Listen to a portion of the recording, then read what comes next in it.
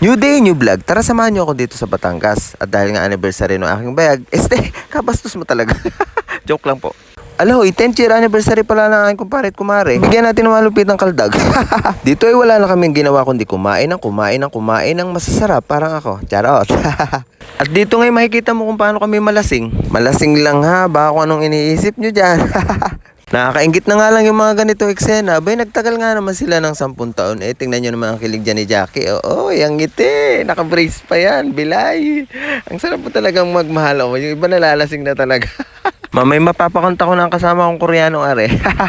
Umagang-umaga nga pagkagising namin itong aking kumare at todo kilay na. Di ba may naka-ready ng cotton buds? Ngiting tagumpay talaga. Ito naman kanyang jowa tuwan-tuwan. Magandang gising 10th year anniversary. Congrats agad! Mapapasana all ka na lang talaga. Yung mga artistang mayayaman ay naghihiwalay pa. Ito hindi pa. Tagal naman. Joke lang. Habang nga nagkikilay yung isa, kailangan ko na mag-toothbrush at mabaho-baho na at kagigising nga lang at ready na tayong pumunta. Pagkatapos nga ng ilang oras, hindi pa rin tapos pagagayak. Para namang ikakasal ito Ay bilis-bilisan mo kumarit. Maubusan tayo ng handa sa palengke. Tayo na agad. Baka si Father ay nasa simbahan na. Bilisan na ninyo. Ay, sa wakas natapos na rin isang dekada na andito na rin pala yung service naming kotse. Tapos dumating na rin yung aming bride. Napakaganda. Yung groom niya nagsushort na dito. Dahil nga sobrang ganda ng daan dito sa Malitam. Itong kotse namin ay nahirapang dumaan. Ito yung aking driver. Kakalog-kalog na. Ito rin pala isa sa mga problema namin. Dahil nga original yung nasakyan namin kutsi, kailangan muna namin ipa-welding. Idaan muna natin sa welding shop para naman baka mamaya pag umuwi tayo, kalas-kalas na yung nasakyan natin kutsi. Kumare, bawal ma-stress ngayong araw ha. Kasi kakasal 10th year anniversary nyo pala. Sana all na lang. Ako kaya kailan? Hanapan nyo ako guys. At dahil nga may mga bagay pa kaming gustong bilhin na gamit sa bahay ni Bilay, dumaan muna kami ng makers at naghanap muna kami dito ng porcelas. Hindi pala ito porcelas, pantali daw sa liig ni Bilay. Mahirap magsama ng bata ngayon magpapasko, lalo na pagpupunta ka sa maraming laruan. Ako turo ng turo ang bata, akala mo marami kaming pambili. Ramdam na ramdam ko na nga dito ang Pasko kasi tingnan mo naman, ang daming mga pansabit sa Pasko. Pambili na lang kulang. Habang namimili nga sila ng lobo ay may naisipan na naman ako kalukuhan. Ang kumaldag na naman. Kaso may dumaan na tuloy ako todo tawa. Nakita tuloy ako ng kumari ko. Kung mamimili kayo at kailangan nyo ng bodyguard, nandito naman ako lagi. Tawagan nyo lang ako o text nyo ako. Masarap ako kasama. Sa mga oras nga pa lang ito, inaalala ko yung classmate ko nung college. Nag-OJT pa kami, si John Pulis Calona. Pag nakakita kami ng mga alam na ganyan dun sa Mindoro Med na pinag-OJT namin, gustong gusto talaga namin pindutin. Sige, baka makulong ka. Pagkatapos nga nito, dumiretso na kami dun sa tindahan ng mantel at namimili na rin itong aking kumare. Yun nga pala yung napili niya kasi nabubulok na daw yung mantel nila dun sa bahay Dumiretso na rin pala kami sa bakery para gumawa ng cake. Ito nga pala, pinapipili niya pa kung ano daw masarap. Sabi ko ako.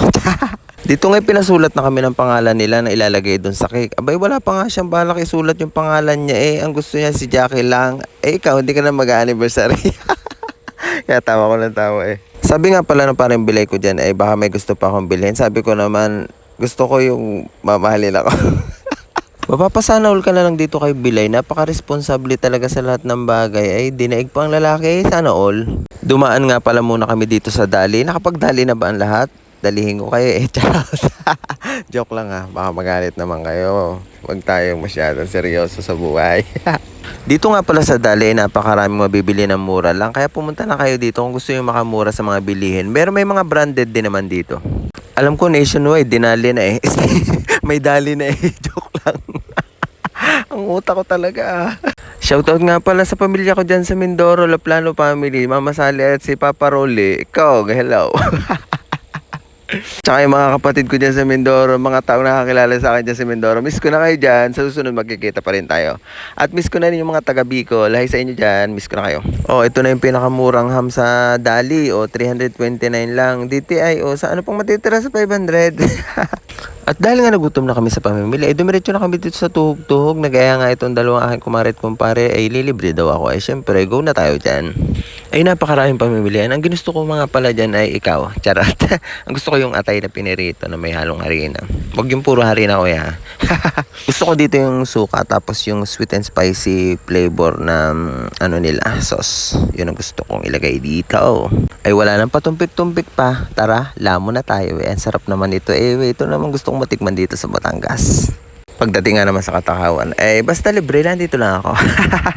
Ang sarap talaga kumain. Pag nandito ako sa Batangas ay hindi talaga ako makakapag-diet dito, pati sa Bicol. Kasi sobra silang magpakain sa akin eh. Ang sarap daw kasi ako. Ang sarap talaga ng tinda ni Kuya. Dahil nabitin ako, ay bumalik pa ako at nagpalagay uli ng isa pang order. Napakasarap talaga dito. Walang uwi sa pamilyan to nang hindi busog. Babe, pag ganito ka talaga kasarap, kakainin kita.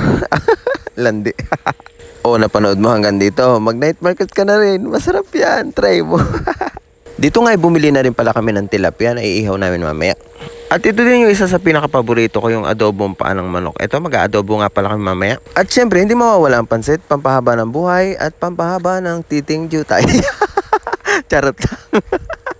Tax kasi ako. Joke lang. At pagdating nga sa bahay, nagpausok na kami ng insenso kumangyan. Hoy! Ano yun? Naingkanto. Nagluto na kami ng tilapia. Shoutout Maring Jacqueline. Oh, busy-busy ka talaga dyan. Ay, hindi naman maaaring wala akong video dito. Siyempre, paipal-ipal tayo dito. At magluto-lutuan din tayo dito para may pakinabang tayo.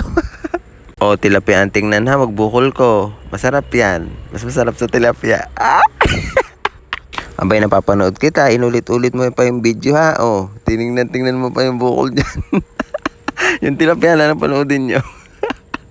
Ay grabe, sa sobrang sarap ng adobong paa. Ang anghang, naalala ko tuloy sa Bicol. Nakakamiss tuloy kayo dyan. Ang anghang nito, ang sarap nito. Favorite, lalo na pag malambot talaga yung buto.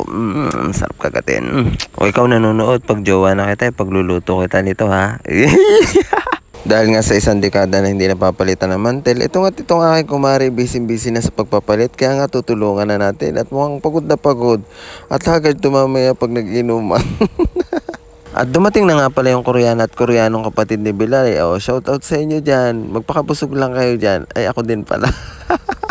Alam nyo guys, ang dami kong nakain dito. Sa sobrang dami kong nakain, nantok na nga ako kanina. Sarap matulog. Busog na nga ako mga time na yan at ginising na nila kung magpapapicture daw pala sila dito. Kasi 10th year anniversary, hindi mapapalampas ang picture at with the cake with 10 years. Ay, shoutout nga pala kay Pugi. Busy pag MLA. O, ang kapatid ni Bilay, shoutout.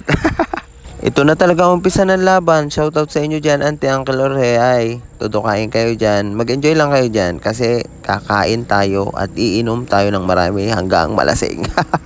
Sa mga oras ngang yan ay tinawag ko na si Bilay kasi hindi pa siya lasing. Mamaya, knockout na yan. Ay sa sobrang dami nga ng pulutan, ang hirap mamili ng pulutan kung sino ba dito talaga kakainin ko. O, ganito yung palatandaan pag nalalasing na yung isang tao. Mga agaw na sila ng mic. Kagaya niyan. Shout out. Jacqueline. Alam na alam kong pagkakilig mo ngayong araw. Kasi anniversary mo ngayon. Ay, sana all na lang. Nagtatagal. Ito naman, alam ba ng asawa mo na andito ka? Shout out. Siyempre, pinuntahan nila si Bilay. Anniversary naman ng kapatid. Kilala ko na rin talaga si Bilay paghaba ng panahon kasi tatagayan ng marami. Pupunayin yung shotting glass hanggang sa malasing. Tapos mamaya, mga agaw na yan ng may kakanta na. Jacqueline, halatang halata ka naman sa kilig sa pagkanta ni Bilay. Ang mani, kipiti, baka mapaihi. Kilig naman eh. Kiss.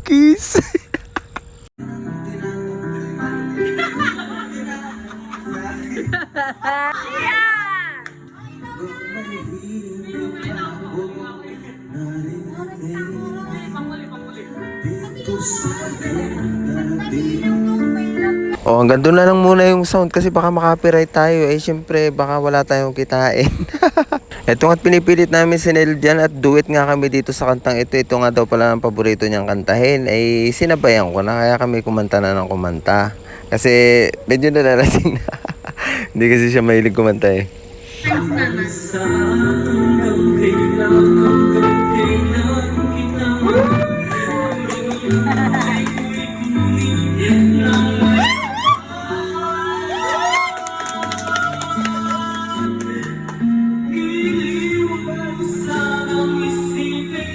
Oh, nahiya na siya dyan kumanta kasi ipapasa niya na yung mic. Mamaya na uli kasi yung kakanta.